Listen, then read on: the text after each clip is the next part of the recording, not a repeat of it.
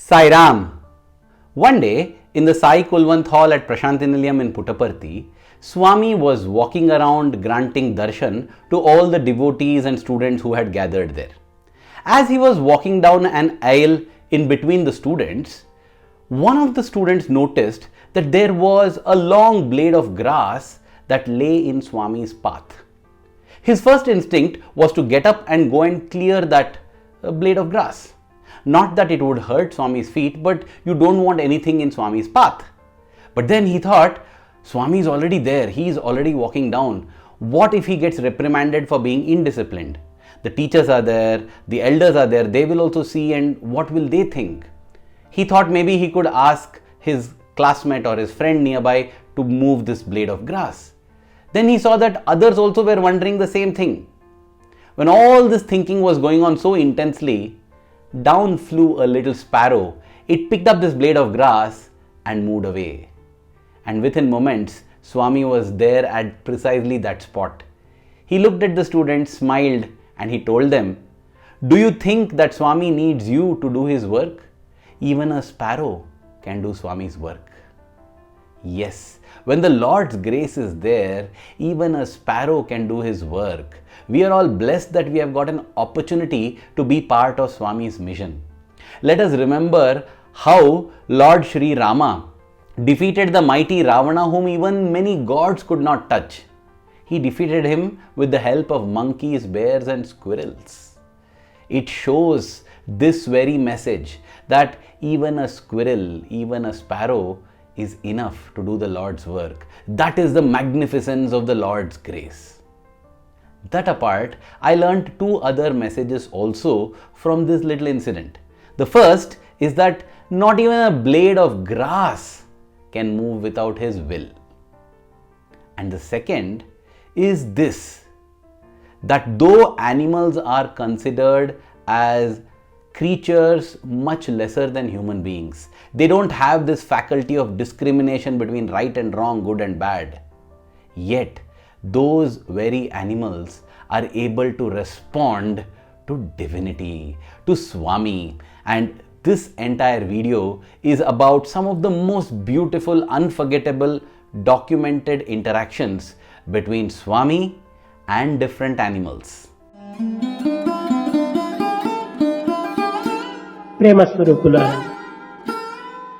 In the year 1976, many rescued animals from the Madumalai Wildlife Sanctuary were brought to Swami's Brindavan, that is Whitefield, the Bangalore ashram, and they were housed in large areas that were cordoned off from the public. Therefore, there were so many deer. There was a deer park next to Swami's bungalow, and along with the deer park, there were other animals too. There were partridges, there were peacocks, there were doves, there were parrots, there were parakeets, and of course there were rabbits. So many of them rabbits, and we have many delightful pictures of Swami with these birds and with these animals, especially the rabbits, holding them lovingly in his hand, feeding them. How blessed were these animals to receive love from the Lord.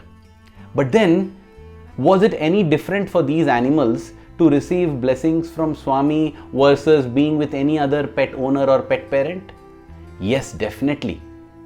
How? Let me narrate this beautiful story. You see, very frequently Swami would go into this deer park, feed the deer. In fact, he would hold apples in his hand and call out, "Deer, deer, come deer, come deer." While everyone would think that he's calling out to the deer, we did not know whether he was referring to DEER deer or DEAR deer. But there would be a lot of love exchanged between Swami and the deer.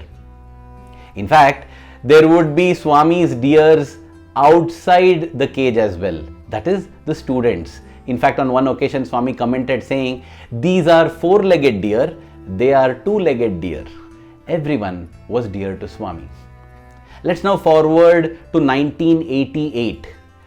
The animals were still there, but now the bungalow was gone. The bungalow had been replaced by Trai Brindavan, that is there even to this day, Swami's new residence back then.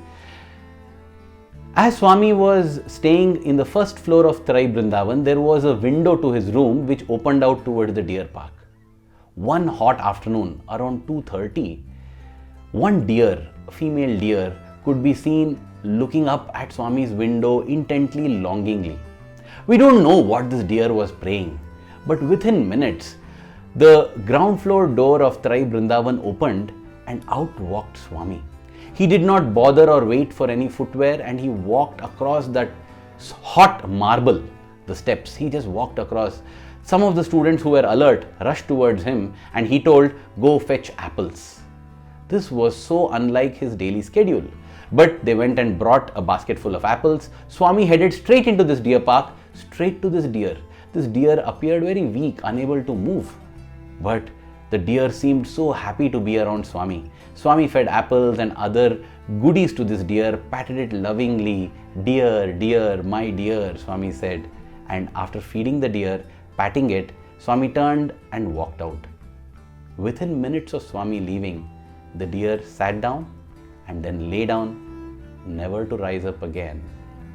It had been released at the cage in Trai Brindavan from the cage of its mortal coils in the most beautiful manner. What a blessed soul this deer is. Makes us pray to Swami that, "Swami, we should also be dear to you like this." All animals are so dear to Swami. In the later years, when I was a student at Brindavan, there was this concept of monkey boys among the Sevadal volunteers. Who are monkey boys? They were young lads who were there to chase away monkeys. The volunteers felt that the monkeys would come and destroy Swami's flower gardens, and therefore when any monkey comes, they will chase away the monkeys. But then, what was Swami's concept for this? One day, as one monkey boy narrated to me, he was standing guard and he saw that a monkey had come onto a tree and was eating away the fruits. So he took a big stick and tried to shoo away the monkey, but this monkey seemed a little brave. It was not moving. So he began to clap and shoo, and tried to move it with a stick or maybe even throw a stone. As he was up to all his antics trying to scare away the monkey, any onlooker would have wondered, who is the monkey? The one on the tree or the one down? But then, suddenly, a voice was heard. Who was it? Swami. Swami at his window. He asked this boy, "What are you doing?" He said, "Swami, the monkey is eating the flowers and the fruits. I'm trying to chase it away." Swami said, "There is no need. The fruits and flowers are meant for the monkeys. Let them have their fill." And thus, Swami personally protected and saved that monkey and allowed it to feast on the flowers and fruits in Trai Brindavan. There are two species of animals that I'm not going to be speaking about at all in this video. The one is the dogs, because there is a separate video made for it at this link above. Swami had many dogs, starting from Jack and Jill, Rita and Rover, Mickey and Minnie, Honey and Goldie, so many of them, and the relationship is so unique and beautiful. That is why I'm not covering it here. But yes, Swami has blessed so many dogs, and so many dogs have had beautiful experiences with God. D-O-G, dog, with G-O-D, God. Another species of animal that I'm not going to be speaking about here is the elephant. Because of Sai Gita and Krishna Gita that came later, so many stories are there, elephant stories of Swami. They've all been captured at this link above, and when you go to that video, you will see it links to other elephant videos also, so you can enjoy that there. So elephants is another species that has been blessed and had many interactions with Swami. So these two species I am not covering here. Speaking of Swami's elephant pets, I am reminded of a unique pet that possibly many devotees have no idea of. Yes, a camel by the name Sai Kishore was with Swami for several years. Swami has also mounted and blessed numerous horses, especially when he traveled to Kashmir, the Himalayas and other places. Also, when he granted darshan as the Kalki avatar to bless devotees like Sri Narayan Sharma, Swami was on the horse. As the Sanatana Sarathi, our eternal charioteer, for the joy of us devotees, Swami has been in the driver's seat of a chariot, a horse-drawn chariot. But then he has also been a passenger of a royal chariot for arrival during a sports meet in order to give joy to us devotees. The next that comes to my mind are the cattle, the bovine creatures, the cows and the buffaloes. You know, the cows would be so blessed because Swami started an entire Gokulam for them in the 1970s, I think 1975. The Gokulam was inaugurated during the 50th birthday, and Swami's Gokulam is very, very special. The cows there are not commercially exploited. They are treated like members of the family and they are taken care of till their old age.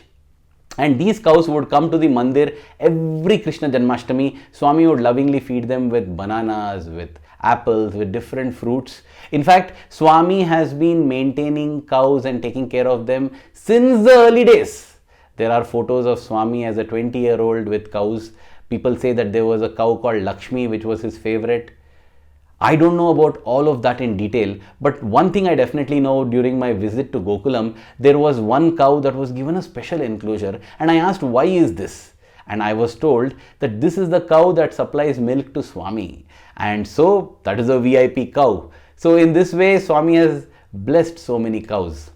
When we come to buffaloes, I remember that one incident which happened in the year 1960.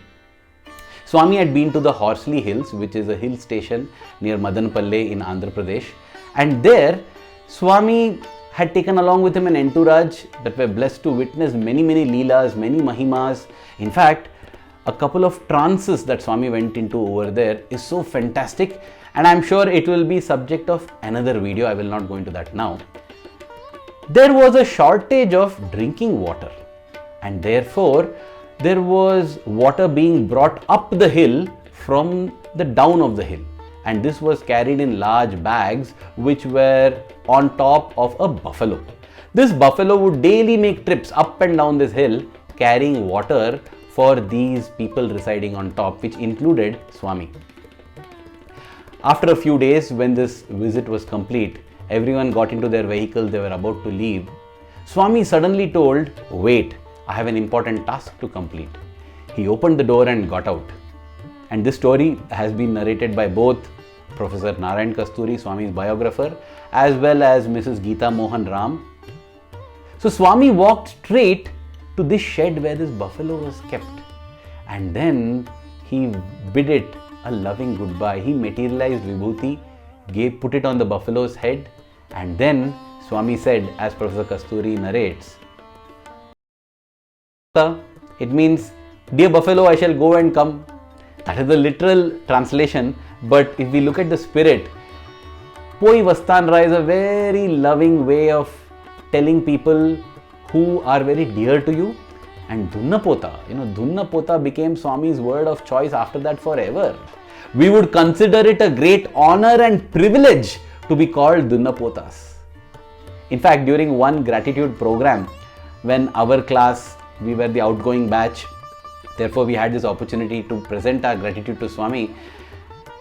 The end of my 2-minute talk, I just said, "Swami, among all the great titles that the world might confer on us, the greatest for us forever will be the title of Dunnapota that you have conferred on us. Every time you call us Dunnapota, we feel so dear, so close to you." Dunnapota means this buffalo, and how blessed is the buffalo that Swami chose it as a representation of people who are dearest to him. There are many pictures of Swami on the tiger skin, and one would have also noticed the tiger head during bhajans on which Swami would place his feet. This unique story of India's national animal with Swami has been captured at this link above. I cannot conclude this piece without sharing how the animal world got its greatest blessing possibly in 1968, when Swami made his only travel outside the geographical boundaries of India to the East African countries of Kenya, Uganda and Tanzania. During that time, so many wild animals were blessed to have Swami's darshan. The bison, the gnu, the wildebeest, the ostriches, the giraffes, the hippos. Swami had gone on a boat in a pool that was filled with hippos and crocodiles, and Swami, through the binoculars, viewed the interaction between these animals. Swami definitely saw the Simba, the lion and the lionesses. It was magnificent. For people who accompanied Swami, and definitely for the animals as well.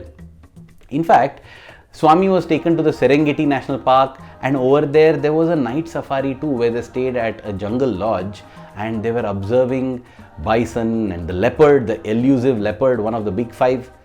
All of this when Swami was seeing, here is a thought that I would like to share as I conclude this. Swami told his hosts, "Why are you getting me to all these wildlife safaris? Yes, it is nice. The animals are wonderful. I bless them. But I would rather be with the people, with the devotees who are singing bhajans and yearning for my darshan." Swami says, "Jantu naam narajanma durlabham." Among all the creatures and animals, the human life is the most blessed. It is the most privileged. It is the most rare one. Yes, that is because it is only the human being that is capable of attaining God, evolving to the level of God. Yes, there are other levels of Swarga or heaven above human being, where it is said that we go to when we do good deeds. But then from those lokas also, it is not possible to get moksha. Even these celestial beings have to come down as humans in order to achieve oneness with God or moksha with God. Of course, animals, except in those rare cases which shows the profound glory and might of the Lord, otherwise the animals also don't get moksha. They evolve and get a human birth which gives them an opportunity, a shot at moksha. And that is the great blessing we have already achieved, dear brothers and sisters, a human birth, a human life. Though Swami was amidst beautiful sylvan settings, nature and animals, he was constantly thinking of us, people, human beings, because he didn't want to waste any time, any avataric time in giving us the great blessing in moving towards the ultimate. Having got this great blessing of a human birth, Manushyatvam, may we have mumukshatvam, or the intense desire for merger in the Lord, because we have achieved Mahapurusha Samshraya, or the proximity and contact with a Mahapurusha, the great being. Let us utilize this life and achieve the highest without any further ado or delay. Dear Swami, may the love that we have for you in our hearts keep growing stronger every passing moment. Thank you. Jai Sai Ram.